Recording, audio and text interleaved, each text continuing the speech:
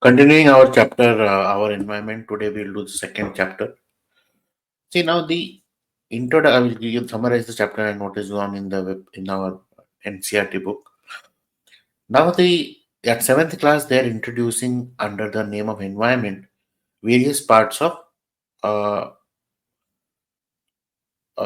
lithosphere, atmosphere, oceanosphere, and about the planet. So here the introduction system has come from the perspective of environment. While for general knowledge sake it is good, but when you please remember that this is a as a GK you have to learn. But when we go in higher classes, you will understand the dynamics of it, and that is important for knowing the geography. So here it is an introduction as an environment. So running through the chapter,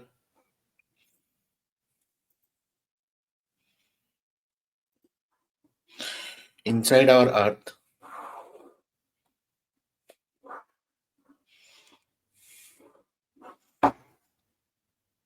the Earth is the chapter mentions about interior of the Earth. You have to see very clearly the various part which is mentioned: crust, mantle, core, this lithosphere. Then they focus on the main constituents of the mineral continental mass are silica and alumina, Cl. You have to remember all this thing. And then the oceanic crust mainly consists of silica and magnesium. So this is continental crust,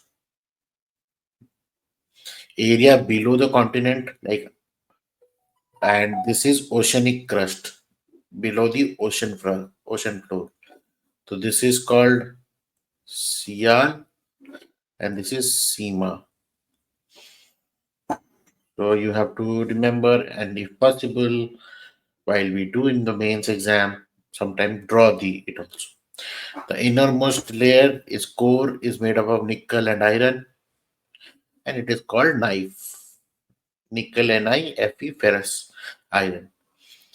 And then you talk about the rocks, the various rock, igneous, sedimentary, and metamorphic rocks, and it becomes solid. Then the rocks are also called primary rocks. There are two types of igneous rocks: intrusive rocks and extrusive rocks. So, what is intrusive and extrusive rocks? There is a mention about it. The Deccan Plateau, it is in India, is made up of basalt rocks. Sometimes molten magma cools down deep inside the Earth's crust. Solid rocks are formed and called as intrusive igneous rocks. And when they cool slowly, they form large grains. Granite is an example of such rock. Intrusive igneous rock is a granite. So the grinding stone used to prepare paste powder of spices and grains are made of granite. At your home, when you see these grinding stone or grinding machine having a stone, these are all called granites. There is a mention of sedimentary rocks, various type of sedimentary rocks. Then the rock cycle is mentioned over here. So you will see how the rock cycle operates, like sediment to sedimentary rocks. Then they become, because of the heat, and this metamorphosized to metamorphic rocks. Then they go back to magma, from magma to again igneous rocks. Then they broke down to sediment rocks. So this is the rock cycle. So this is a very important diagram, in a basic diagram which you can remember. So this is about this chapter. Now, if I summarize the chapter for revision basis, I'll just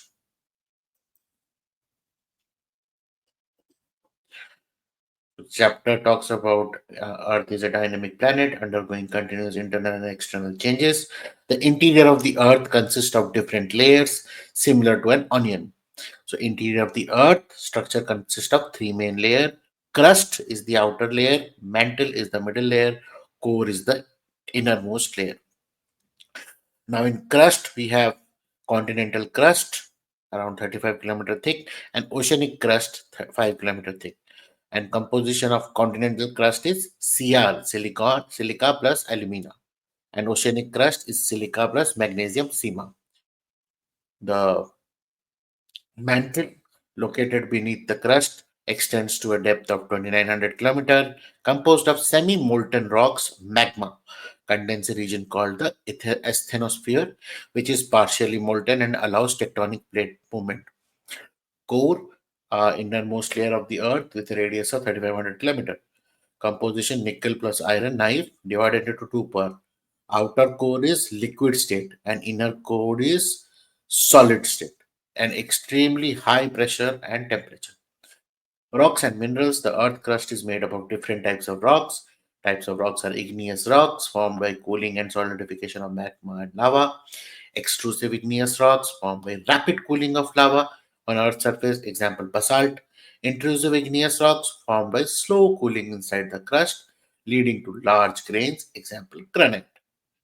Sedimentary rocks, now formed by the compression and hardening of sediments. Sediments means small particles deposited by wind, water, etc.